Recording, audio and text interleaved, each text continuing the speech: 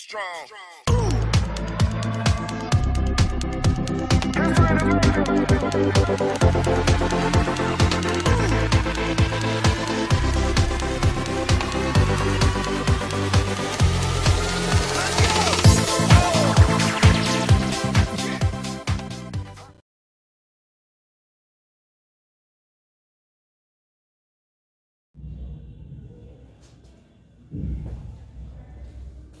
देखिए बच्चों, नेक्स्ट जो है डाटा एंड डाटा का जो है नेक्स्ट पीरियड है इंग्लिश ग्रामर का। तो जैसा आपको पता है कि फर्स्ट पीरियड में मैंने आपको क्या क्या समझाया था। एक तो असर्टिव समझाया था और एक इंटरोगेटिव समझाया था। आपको बताया गया था डायरेक्ट फॉर्म किसे कहते हैं। तो मैंने एक सेंटेंस लिखा था, फिर इन्वर्टेड कोमास बनाए थे, फिर एक सेंटेंस लिखा था।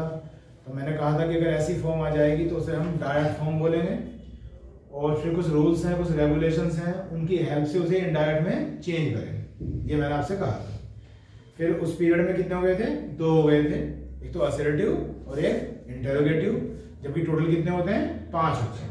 ठीक, तो अब जो तीसरा वाला है उसे देखते हैं।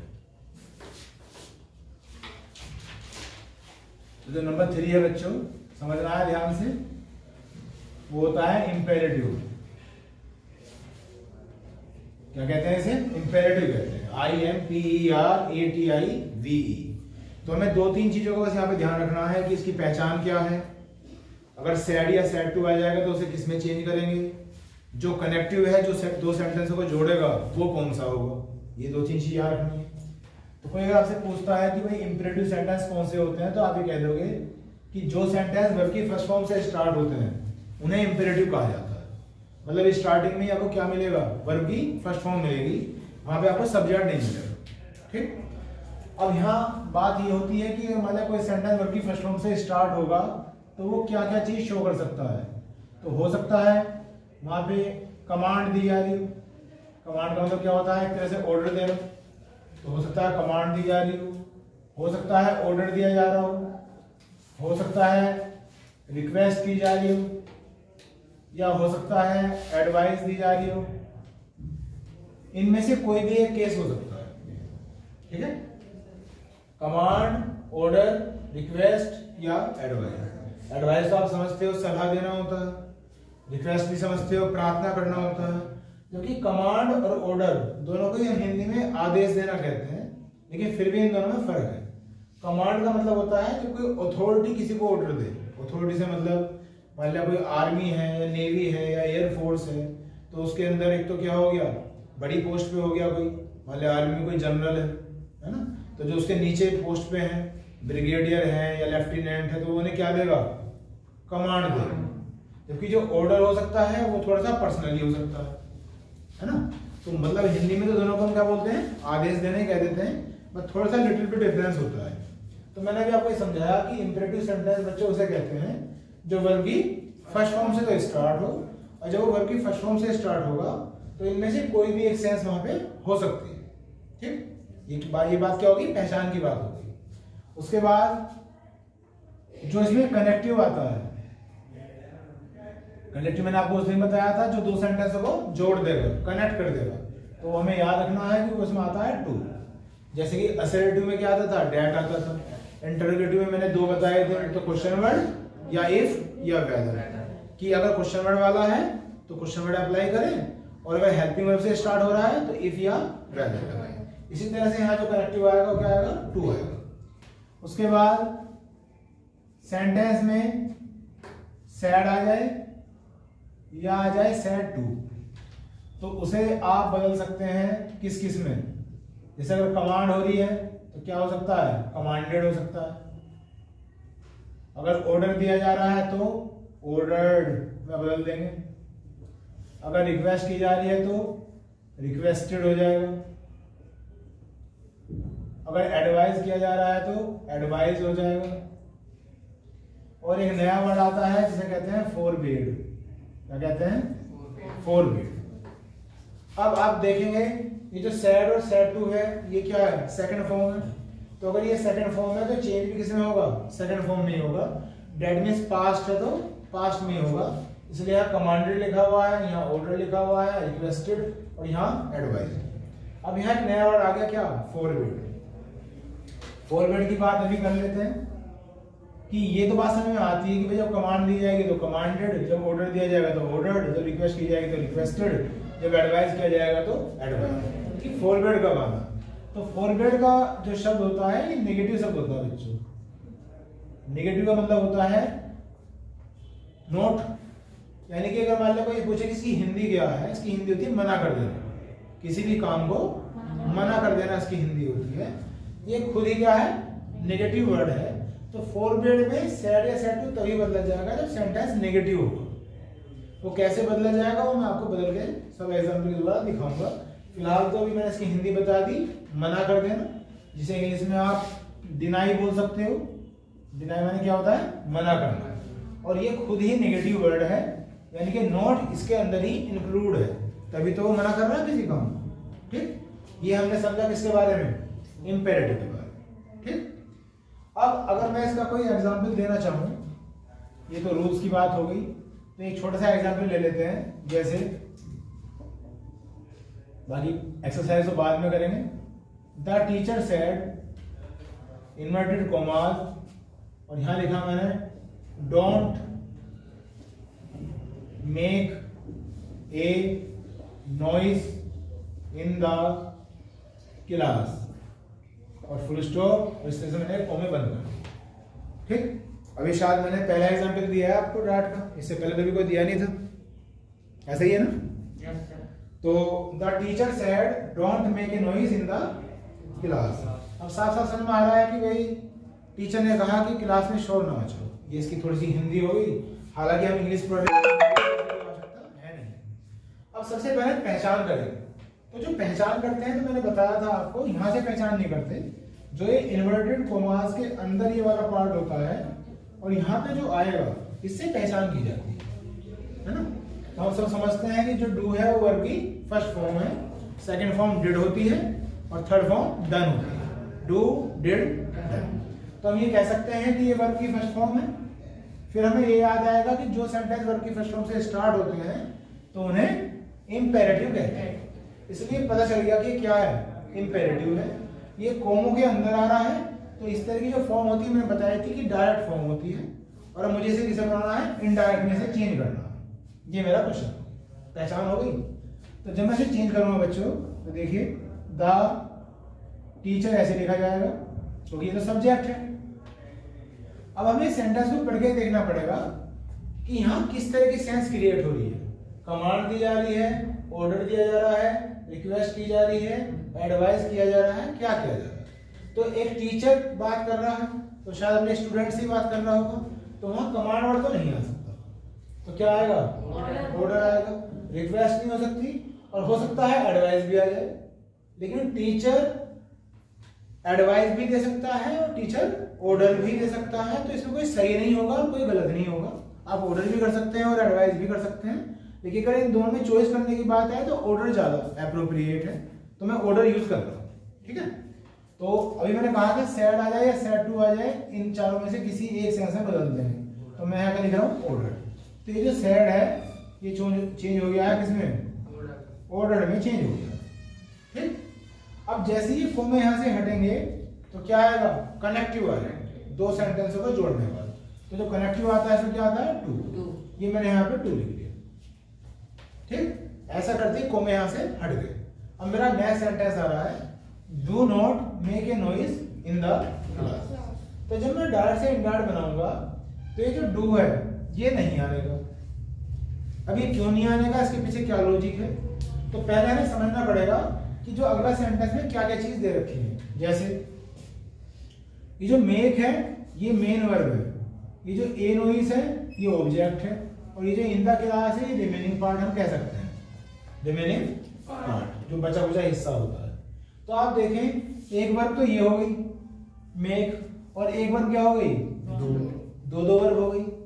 तो जब मेन वर्ब मेक है तो ये क्या हो जाएगी, हेल्पिंग वर्ब। ये क्या हो जाएगी, हेल्पिंग वर्ब। हालांकि पहचान तो मैंने इसी से की है। और जो हेल्पिंग वर्ब होगी वो तो आप जानते हैं वो हेल्प करने के लिए आती है। तो जब हम इसे डायरेक्ट से इनडायरेक्ट में चेंज करेंगे उसका कोई रोल नहीं होगा, क्योंकि इस सेंटेंस में मेन वर्ब क्या है, मेक। ठीक, इसलिए डू को मुझे छोड़ना पड़ेगा। ओके, मैं ये नहीं कह रहा कि डू हमेशा छोड़ दिया जाता है। अगर हमारे किसी सेंटेंस में डू मेन वर्ब होगी तो नहीं छोड़ना है उसे, लेकिन इसमें हेल्पिंग वर्ब है इसलिए उसे छोड़ा जाता है। अब डू तो हटा दिया मैंने, बचा क्या? नोट, क्योंकि डोंट का मतलब क्या है? Do not. ठीक, तो नोट रहेगा। ये जो नोट है वो बच्चों यहाँ लिखा जाएगा टू से पहले। क्यों लिखा जाएगा ये बात करते हैं। उसके बाद ये सारा सेंटेंस में ऐसे लिख रहा हूं जैसे ये है, make a noise in the class. Sentence बन गया हमारा। अब क्यों आया ऐसा उसे समझ लीजिए। आपको कई बार बताया जा चुका होगा या पहली बार मैं बता रहा हूं कि इंग्लिश ग्रामर में टू के बाद मोस्टली वर्ब की फर्स्ट फॉर्म आती है जिसे हम क्या कहते हैं? इन्फिनेटिव। क्या कहते हैं? इन्फिनेटिव कहते हैं। तो ये जो कॉम्बिनेशन है टू के बाद वर्ब की फर्स्ट फॉर्म का, इसे इन्फिनेटिव कहा जाता है। अगर मैं नोट यहाँ लगाता तो ये कॉम्बिनेशन बिगड़ जाता। टू और मेक के बीच में क्या आ जाता? नोट आ जाता, जो नहीं आना चाहिए। इसलिए नोट को कहाँ निकाल लिया जाता है? पहले शिफ्ट कर लिया जाता। ठीक, तो पढ़ के देखें इसे आप। The teacher ordered not to make a noise in the class. तो ये डायरेक्ट फॉर्म है और ये क्या है? इनडायरेक्ट। बात समझ में आई? अब ये हमारा आंसर आ चुका है, लेकिन मैं इसी सेंटेंस को एक तरीके से और समझा रहा हूँ, क्योंकि मैंने भी आपसे थोड़ी देर पहले कहा था फॉरवर्ड के बारे में। और मैंने कहा था कि फॉरवर्ड का मतलब क्या होता है? मना करना। और ये खुद ही क्या है? नेगेटिव वर्ड है। तो अगर कोई सेंटेंस नेगेटिव होगा तो फॉरवर्ड का इस्तेमाल हम तभी करते हैं, अन्यथा नहीं करेंगे। ऐसा मैंने कहा था आपको। तो जब हम इसे देखेंगे, बात करेंगे, तो इसमें देखिएगा क्या करना है। मुझे चेंज है द टीचर ऐसे लिखते हैं, द टीचर। और ये जो ऑर्डर आया था, अब इसकी जगह में क्या लिख रहा हूं? फॉरवर्ड। द टीचर फॉरवर्ड लिख दिया मैंने। और बाकी सारा सेंटेंस में ऐसे लिखूंगा, to make a noise in the class. लिख दिया। बताओ क्या चीज छोड़ दी मैंने? नोट मैंने छोड़ दिया। नोट नहीं लिखा मैंने। क्यों? वो नोट फॉरवर्ड के अंदर खुद ही शामिल है, क्योंकि फॉरवर्ड खुद ही नेगेटिव वर्ड है, तो अपने बाद नोट कैसे ले लेगा? इसलिए मैं इस सेंटेंस का इनडायरेक्ट ऐसे भी बना सकता हूं। ये भी सही है, ये भी सही है। फर्क ये है कि अगर आप फॉरवर्ड लिख रहे हो तो इसके बाद नोट नहीं लगाओगे, अगर ऑर्डर लिख रहे हो तो इसके बाद नोट लगाओगे। बात क्लियर हुई? तो ये अभी जो मैंने समझाया आपको क्या है? इंपेरेटिव, जो नंबर 3 है। डायरेक्ट इनडायरेक्ट का नंबर 3 पार्ट। ठीक, उसके बाद देखिए नंबर 4 पार्ट। नंबर 4 जो होता है इसका नाम होता है बच्चों एक्सक्लेमेटरी। क्या होता है? एक्सक्लेमेटरी सेंटेंस बोलते हैं। अब पहले हम ये बात करेंगे कि एक्सक्लेमेटरी होता क्या है। EXCLAMATORY। ठीक, तो एक्सक्लेमेटरी एक शब्द से बना होता है जिसे बोलते हैं एक्सक्लेमेशन। एक्सक्लेमेशन एक शब्द से बना हुआ है, और एक्सक्लेमेशन का जो मतलब होता है ये होता है sudden feeling. Sudden feeling. Sudden feeling क्या होती है? अचानक उठी हुई भावनाएं, चाहे वो अच्छी हो, चाहे वो बुरी हो, चाहे वो सूट करती हो आपको, चाहे वो सूट ना करती हो, जो अचानक भावनाएं आ गई है, अचानक फीलिंग जनरेट हो गई है। ठीक है, तो इसलिए हम इसे क्या बोलते हैं? एक्सक्लेमेटरी सेंटेंस बोलते हैं। अब रही बात पहचान की, तो पहचान के लिए ये निशान इसमें आएगा जिसे हम क्या बोलते हैं? Exclamation mark. एक्सक्लेमेशन मार्क बोलते हैं। जैसे आपने क्वेश्चन मार्क पढ़ रखा है, ऐसे ये क्या है? Exclamation mark. तो बड़ी आसान सी पहचान हो गई कि जिस सेंटेंस में ये मिलेगा वो क्या हो जाएगा? एक्सक्लेमेशन मार्क हो जाएगा। ठीक है, चलिए उसके बाद पहचान हमें हो गई। अब इसमें जो कनेक्टिव आता है वो आता है डेट। जो पहला था असर्टिव, उसमें भी डेट आया, इसमें भी डेट आया। एक कनेक्टिव बात भी हो गई। अब है कि सैड या सैड टू किस में चेंज होगा, है ना? तो इसमें कुछ शब्द होते हैं उनका हमें ध्यान रखना होता है। अभी मैं जो ये पढ़ा रहा हूँ सारा ये बेसिक ही है, बिल्कुल बेसिक, बिल्कुल जीरो लेवल से स्टार्ट किया है मैंने। आगे आगे जैसे जैसे एडवांस होते चले जाएंगे तो कुछ बेसिक बातें भी आएंगी और कुछ थोड़ी सी बात ऐसी भी आएंगी जो एबनॉर्मल होंगी, वो धीरे धीरे हम समझते रहेंगे। तो सेड या सेड टू जो बदलता है, एक शब्द पढ़ा होगा आपने या पढ़ोगे, हुर्रे, ये शब्द होता है, मतलब ये जो वर्ड है हुर्रे, HURRAH, ये क्वेश्चन के अंदर ही लिखा हुआ आएगा, ठीक, यानी कि डायरेक्ट फॉर्म में लिखा हुआ आएगा। तो जैसे ही आप ये देख लें तो तुरंत आपको सेड या सेड टू बदल देना है, exclaimed with Joy, exclaimed with Joy.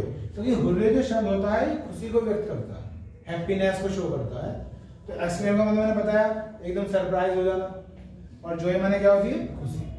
तो सैड या सैड टू इसमें बदल जाएंगे, इसे देखते हैं और ये हट जाएगा, ठीक है। ऐसे ही फिर एक दूसरा वर्ड होता है एलाज। एलाज जो है ये शब्द दुख को शो करता है, जब हम दुख होता है किसी को तब बोला जाता है क्या, एलाज। तो ये बन जाएगा एक्सक्लेम्ड विद सोरो, SORROW। सोरो माने क्या होता है, दुख। एक्सक्लेम और विद ऐसे रहेंगे, ठीक। उसके बाद एक शब्द होता है ब्रेवो, BRAVO, ब्रेवो। ब्रेवो होता है शाबाशी देने के लिए, जब कोई किसी के काम से खुश हो जाता है तो शाबाशी देता है उसे, तो उसे ब्रेवो कहते हैं, शाबाश। ये बन जाएगा exclaimed with praise, PRAISE। Praise माने होता है प्रशंसा करना, ओके। ये 3 वर्ड हो गए, लेकिन कुछ जरूरी तो है नहीं कि 3 ही शब्द आए, बहुत सारे शब्द हैं, इसलिए मैं कह रहा हूँ कि अभी तो मैं बेसिक पढ़ा रहा हूँ आपको। धीरे धीरे हम जब एग्जाम्पल करेंगे और डिफरेंट डिफरेंट वर्ड आएंगे तो वो चीजें आपको फिर एग्जाम्पल में समझाई जाएगी। अभी तो मैं थोड़े थोड़े रूल्स आपको लिख के दिखा रहा हूँ, ठीक। उसके बाद एक चीज होती है कि अगर इन 3 में से कोई नहीं आया तो वहां पे या तो हाउ लिखा आएगा या वाट लिखा आएगा। जैसे मैं रूल बता रहा हूँ वैसे समझ चले जाओगे, फिलहाल हाउ आएगा या वाट आएगा। जैसे ही आप हाउ या वाट देखोगे उस कंडीशन में सैड हो या हो सैड टू, ये बदल जाते हैं बच्चों सिर्फ एक्सक्लेम्ड में, सिर्फ एक्सक्लेम्ड में। ये नहीं लिखना है विद जॉय विद सोरो, सिर्फ क्या लिखना है, एक्सक्लेम्ड। और हाउ और वाट जो भी इनमें से शब्द आएगा वो बदल जाता है वेरी, बदल जाता है वेरी। ये बात समझ में आई। अब इसका एग्जाम्पल देखते हैं, इसका क्या एग्जाम्पल हो सकता है, इसके बारे में बात करते हैं, कैसे हो सकता है, क्यों हो सकता है।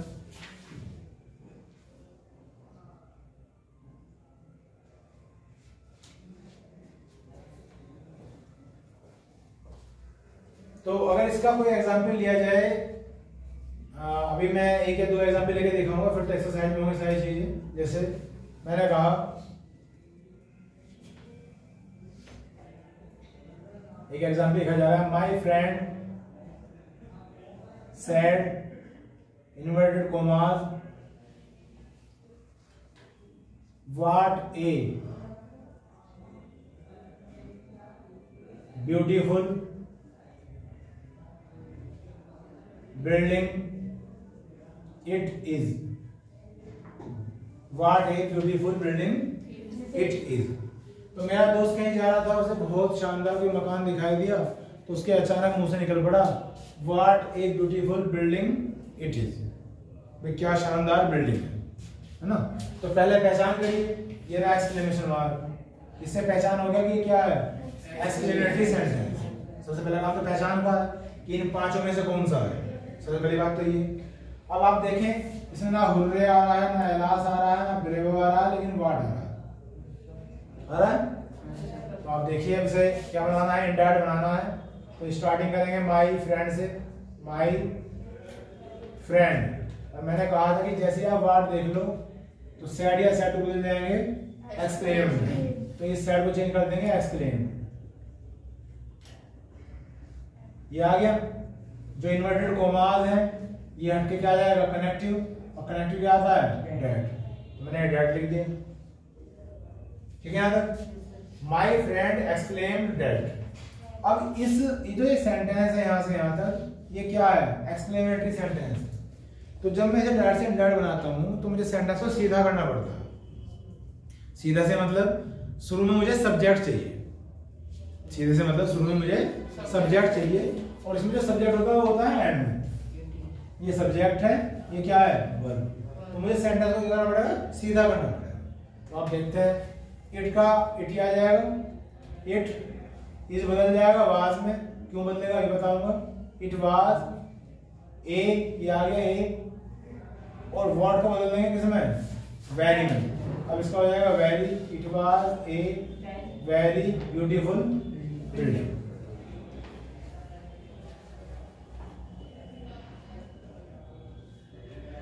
बात समझ में आई। तो ये इसका पैसिव बनेगा, my friend exclaimed that it was a very beautiful building. ठीक, ये इसका वाज क्यों हुआ है, अगर आपने नोटिस करी हो बात पहले पीरियड में, तो मैं 3 चेंज बताया थे। प्रेजेंट इंडेफिनिट बदल जाता है पास्ट इंडेफिनिट में, पास्ट इंडेफिनिट बदल जाता है पास्ट परफेक्ट में, और पास्ट कंटीन्यूअस बदल जाता है पास्ट परफेक्ट कंटीन्यूअस। ऐसे मैं 3 चेंज बताए। तो ये जो इज है ये बता रहा है कि ये प्रेजेंट है, और प्रेजेंट बदलता है पास्ट, इसलिए मुझे इज का क्या करना पड़ा, बात करना पड़ा। ठीक, तो ये हमारा क्या बन गया, इनडायरेक्ट बन गया। एक मैंने आपको एग्जांपल देकर आपको समझाया। कितने हुई बात, 4 हो गए। ठीक, उसके बाद है नंबर 5।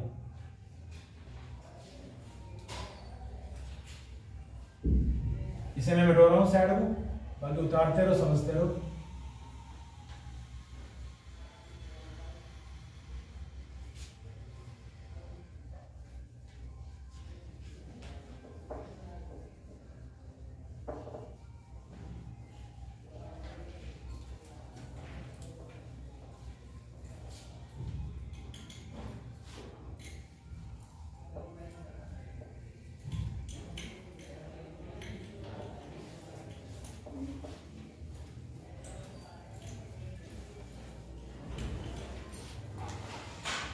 ये भी उतार लिया तेरे वाले ने, बता दूं?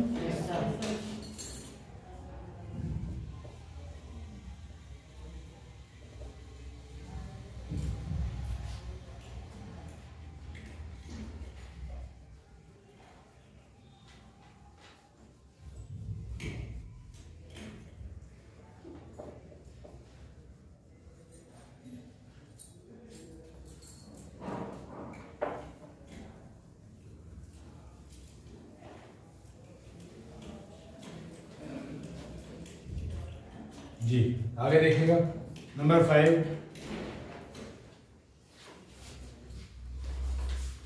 नंबर 5 जो होता है वो होता है ऑप्टेटिव। इसे ऑप्टेटिव कहते हैं, OPTATIVE, ऑप्टेटिव। और मैंने कहा था जो डायरेक्ट इनडायरेक्ट होते हैं 5 ही होते हैं, तो ये 5 हुआ है। अब सबसे पहली बात कि ऑप्टेटिव किस सेंटेंस को कहते हैं, इसकी पहचान क्या है, वही बातें करेंगे। तो ऑप्टेटिव में भी बच्चों एक्सक्लेमेशन मार्क ही आता है। क्या आता है, एक्सक्लेमेशन मार्क आता है। अब यहाँ एक कंफ्यूजन हो गया कि 2 ऐसे हो गए जिनमें एक्सक्लेमेशन मार्क आता है, एक्सक्लेमेटरी भी और ऑप्टेटिव। तो अब इनमें कैसे डिफरेंस करेंगे, तो इनकी सेंस से ही डिफरेंस हो जाएगा। जो इनकी सेंस होगी उससे डिफरेंस हो जाएगा। जैसे इसमें जो सेंस आई, जो शब्द आया, कुछ हुर्रे आया, कुछ बिरेवो आया था, कोई एलास आया था, वो सेंस थी। जबकि इसमें जो सेंस है वो अलग है।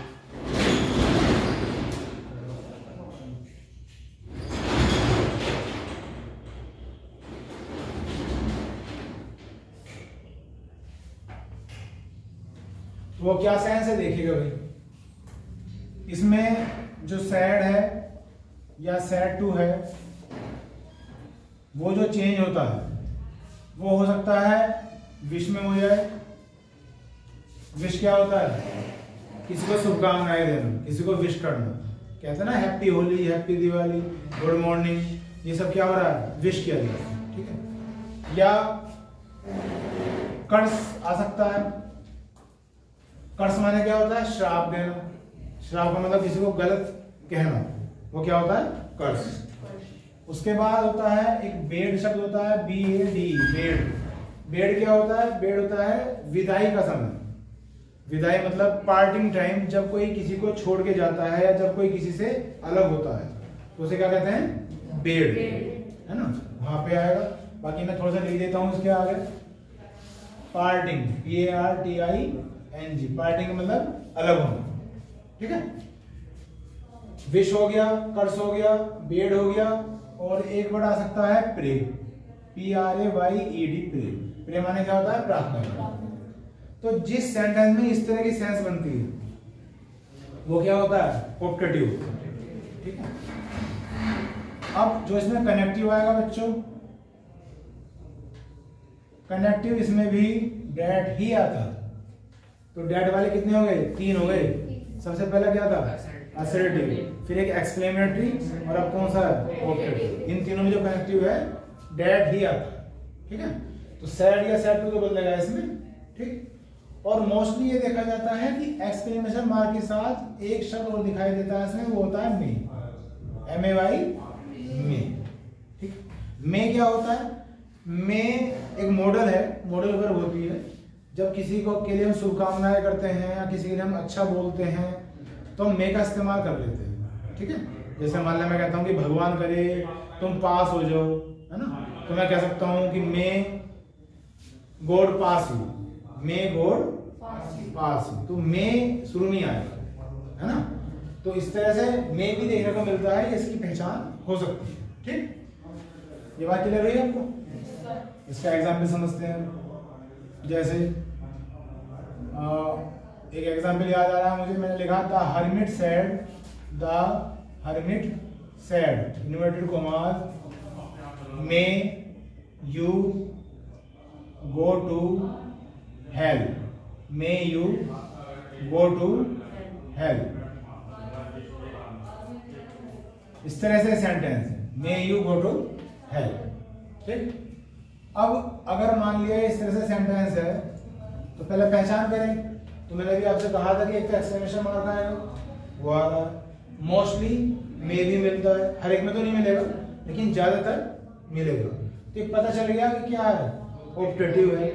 मान लिया मे ना भी होता तो फिर हम इसकी सेंस देख लेते। अब हर्मिट कह रहा है, हर्मिट क्या होता है, साधु। तो साधु कह रहा है may you go to hell, hell माने क्या होता है, नर्क।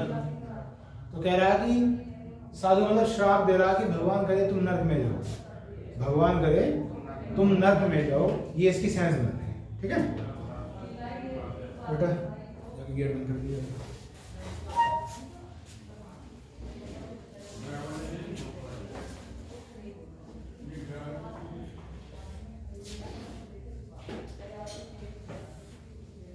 The hermit said may you go to hell. तो साधु ने कहा कि भगवान करे तुम नर्क में जाओ।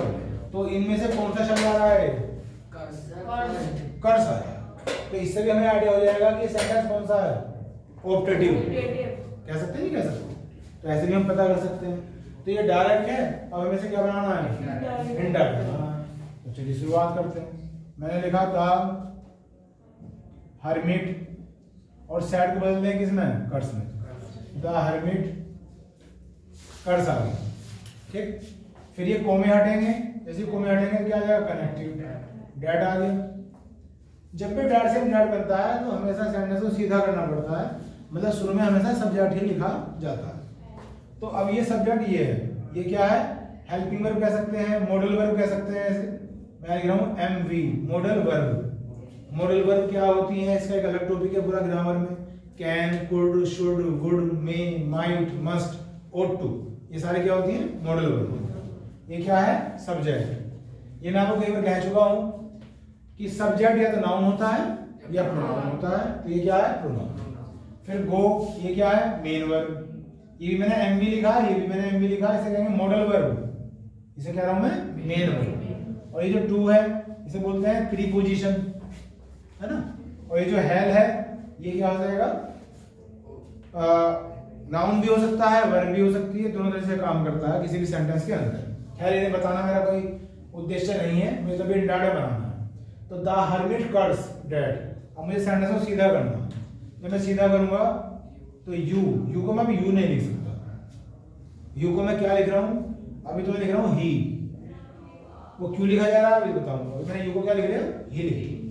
और मे का हो जाएगा माइट, ही माइट, और आगे सब ऐसे आ जाएगा, गो टू हेल्प, और फुल स्टॉप लग जाएगा, ये निशान हट जाएगा, एक्सक्लेमेशन मार्क का। अब यहाँ जो चेंज हुए हैं, एक तो मे का माइट हुआ, तो मे का माइट तो इसलिए हुआ है, प्रेजेंट जब भी आएगा पास्ट में बदलेगा।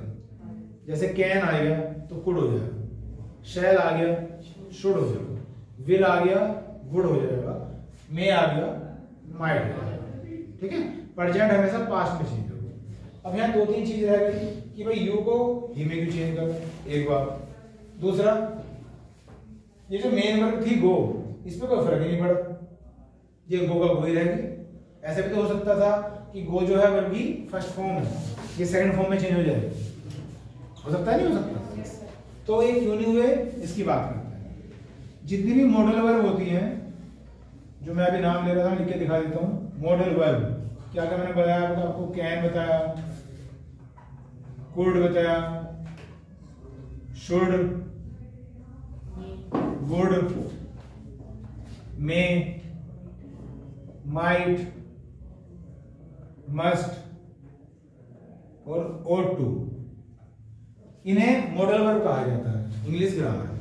ठीक, इनके बाद हमेशा वर्ब की फर्स्ट फॉर्म ही आती है, इनके बाद हमेशा वर्ब की फर्स्ट फॉर्म ही होती है, इसलिए चेंज नहीं हो सकता। क्योंकि यहाँ माइट आ गया, माइट क्या है, मॉडल वर्ब, इसके बाद हमेशा वर्ब की फर्स्ट फॉर्म ही आएगी, ये तो इसलिए चेंज नहीं हुआ।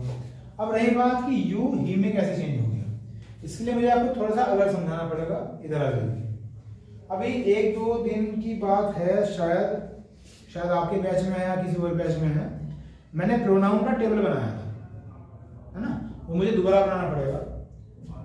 मैं प्रोनाउन नहीं पढ़ा रहा अभी आपको, ये टॉपिक आपको समझा रहा हूँ उस टेबल की मदद से। तो प्रोनाउन तो कई तरह के होते हैं, जब आपको प्रोनाउन पढ़ाया जाएगा वो सब चीज समझाई जाएगी। अभी तो मैं सिर्फ एक टॉपिक ले रहा हूँ, पर्सनल प्रोनाउन, पर्सनल प्रोनाउन। तो मैं यहाँ से शुरुआत कर रहा हूँ, इसे आप समझें। अगर आता है तो एक बार रिवाइज कर लें, और नहीं आता तो समझ लें। पर्सनल प्रोनाउन, तो पहले तो इस वर्ड को समझते हैं। प्रोनाउन तो आप समझते हैं, जो शब्द नाउन की जगह इस्तेमाल होते हैं उन्हें हम प्रोनाउन कहते हैं। पर्सनल जो बना है बच्चों, ये पर्सन से बना है। किससे बना है? पर्सन से। और पर्सन माने हिंदी में होता है व्यक्ति, है ना। अब व्यक्ति अगर कोई होगा तो लिविंग होगा, जीवित होगा। लेकिन यहाँ कुछ चीजें ऐसी होती हैं जो लिविंग भी हैं और नॉन लिविंग भी हैं। उनके लिए जो प्रोनाउन इस्तेमाल किए जाएंगे एक दायरे में, एक टेबल में, उन सबको हम पर्सनल प्रोनाउन कह देते हैं। अक्सर आपने सुना होगा कि 3 तरह के पर्सन होते हैं, first person, second person and third person. सुना होगा, पढ़ा होगा। तो फर्स्ट पर्सन वो होता है जो बातचीत शुरू करता है ना। सेकंड पर्सन वो होता है जो बात सुनता है। थर्ड पर्सन वो होता है जिसके बारे में बात कही जाती है। वो थर्ड पर्सन उस जगह मौजूद हो भी सकता है और नहीं भी हो सकता है, वो डिपेंड करता है कि बातचीत कैसे की जा रही है। जैसे अगर मैं इस क्लास की बात करता हूं तो फर्स्ट पर्सन मैं हूं, सेकंड पर्सन आप लोग हो, और थर्ड पर्सन मान लो किसी का एग्जांपल दे रहा हूं, किसी पर्सनैलिटी का या किसी एक साधारण व्यक्ति का। तो वो पर्सनैलिटी या साधारण व्यक्ति हो सकता है यहाँ ना बैठा हो, कहीं और बैठा हो, या कहीं आसपास हो ही ना। तो अगर यहाँ बैठेगा तो फिर तो वो आप में शामिल हो जाएगा। समझ रहे हो क्या कह रहा हूँ? तो थर्ड पर्सन वो होता है। ये बात समझ में आ गई? और जब हम तीनों पर्सन को इंक्लूड कर देते हैं, first person, second person, third person, तो बन जाता है पर्सनल प्रोनाउन। ठीक, तो टेबल बनाना पड़ेगा मुझे दोबारा से। ये बनाया था मैंने पहले, कभी नहीं बनाया? नहीं बनाया। तो और वैसे बनाया होगा, बाकी आप देखिए। अभी मैंने आपको समझा दिया कि फर्स्ट पर्सन क्या होता है, सेकंड पर्सन क्या होता है, थर्ड पर्सन क्या होता है। तीनों जब मिल जाएंगे तो क्या बन जाएगा? पर्सनल प्रोनाउन बन जाएगा। तो मैंने बताया थोड़ी देर पहले कि फर्स्ट पर्सन उसे कहते हैं जो बातचीत शुरू करता है। बातचीत शुरू सिर्फ 2 लोग कर सकते हैं, या तो वो आई बोले या वो वी बोले। क्यों? अगर बोलने वाला एक अकेला आदमी होगा तो आई बोलेगा। अगर मान लिया उसके पीछे कोई टीम है, उसके साथ कोई टीम है और वो बोलना चाहता है, पूरी टीम के बिहाफ पे बोलना चाहता है, तो क्या बोलेगा? वी बोलेगा। और कोई तरीका नहीं होता बातचीत शुरू करने का, या तो मैं आई करके बोलूं या मैं वी करके बोलूं। इसलिए इन दोनों को बच्चों फर्स्ट पर्सन कहते हैं। ठीक, सेकंड पर्सन जो होता है वो होता है यू, सिर्फ यू, क्योंकि यू सिंगुलर भी यू होता है और प्लूरल भी यू ही होता है। अगर एक आदमी होगा तो भी यू ही बोलेंगे और एक से ज्यादा हैं तो भी यू ही बोला जाएगा। तो सेकंड पर्सन सिर्फ और सिर्फ यू ही होता है।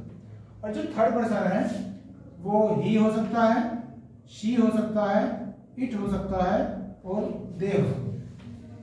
ही, शी, इट, दे हो सकता है। जिसके बारे में बात की जा रही हो वो मैस्कुलिन हो यानी कि जेंट्स, या जिसके बारे में बात की जा रही है वो फेमिनिन हो यानी कि लेडीज, गर्ल वगैरह।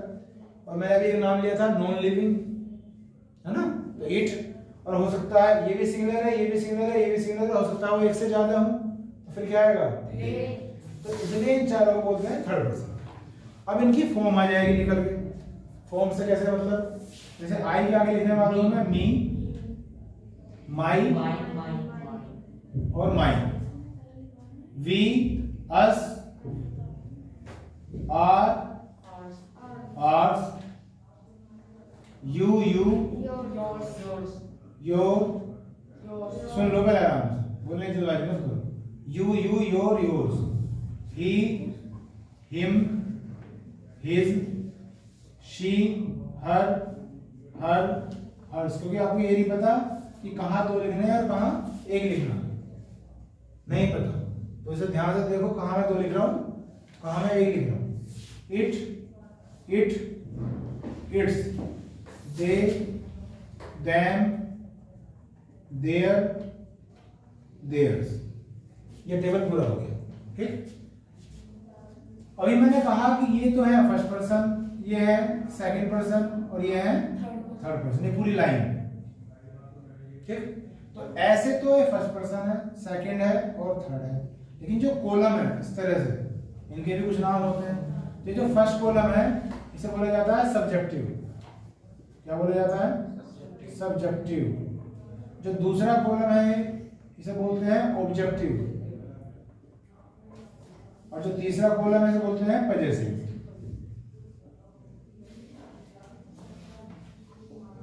सब्जेक्टिव का एक नाम और भी होता है नॉमिनेटिव, नॉमिनेटिव भी बोल देते हैं।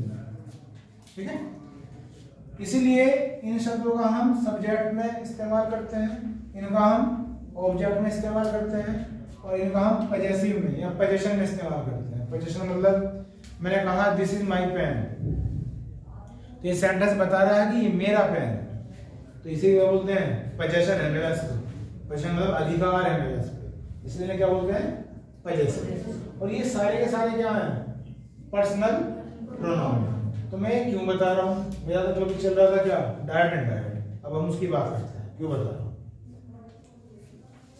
पूरे डायरेक्ट इंडायरेक्ट मैंने पांचों के पांचों पढ़ाए हैं आपको। जब फर्स्ट पर्सन आएगा यानी कि ये इनमें से कोई भी एक शब्द वो हमेशा चेंज होगा, बदलेगा, और बदलेगा किससे? सब्जेक्ट से।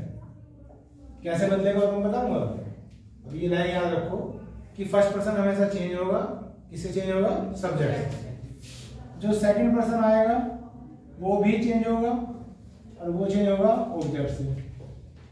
और जो थर्ड पर्सन है वो कभी चेंज ही नहीं होंगे, वो कभी चेंज ही नहीं होने। ठीक, अब इसकी बात करते हैं। जब ये डायरेक्ट शुरू हुआ था तो मैंने शुरू में लिख के दिखाया था आपको एक सेंटेंस, दोबारा लिख के दिखा रहा हूं, जिसे मैंने कहा था कि जो डायरेक्ट फॉर्म होती है वो ये होती है, सबसे शुरू वाली लाइन। तो मैंने ऐसे लिखा था सब्जेक्ट सेड आ जाएगा या सेड टू आ जाएगा, फिर ऑब्जेक्ट रिमेनिंग पार्ट एक सेंटेंस आएगा, फुल स्टॉप। मैंने कहा था ये वाली फॉर्म डायरेक्ट फॉर्म होती है ना। बाकी इसमें रिपोर्टेड स्पीच भी है, रिपोर्टेड वर्ब भी है। मैंने कहा था कि ये सब बातें बताई जाएंगी क्योंकि इनमें कंफ्यूज होकर रह जाओगे वरना। तो अब आप इसे देखिए, इसे मैं सब्जेक्ट बोल रहा हूँ, इसे मैं क्या बोल रहा हूँ? ऑब्जेक्ट। जो सेड से पहले है वो सब्जेक्ट है, जो सेड के बाद है वो ऑब्जेक्ट है। तो अब आप यहाँ देखिए मैंने यू को चेंज कर दिया किसमें, ही में। इसे हमें समझना। तो सबसे पहले हमें देखना है कि यू कौन सा पर्सन। तो आप कहोगे यू, सच में कह रहा था कि यू क्या है, सेकंड पर्सन है। और सेकंड पर्सन किससे चेंज होता है, ऑब्जेक्ट से, है ना। अब यहाँ ऑब्जेक्ट नहीं है, आप देखोगे ये द हर्मिट क्या है, सब्जेक्ट। अगर ऑब्जेक्ट होता तो सैड के बाद होता, वो है नहीं। तो मुझे ये पता नहीं चल पा रहा कि जो हर्मिट है किससे बात कर रहा है ना। तो हो सकता है मैं यहाँ हिम लिख लूं, और हो सकता है मैं यहाँ हर लिख लूं, यानी कि किसी लड़के से बात कर रहा है या किसी लड़की से बात कर रहा है। तो अगर मैं यहाँ हिम लिखूंगा तो मैं यहाँ ही लिख सकता हूँ, और अगर मैं यहाँ हर लिखूंगा तो मैं यहाँ शी लिख सकता हूँ। वो मर्जी है आपकी, ही लिख लो या शी लिख लो। इस तरह से प्रोनाउन चेंज,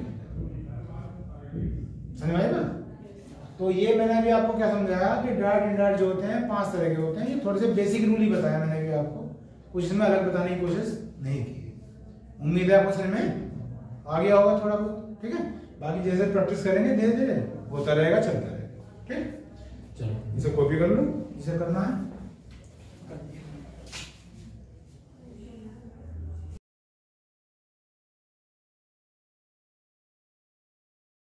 Strong.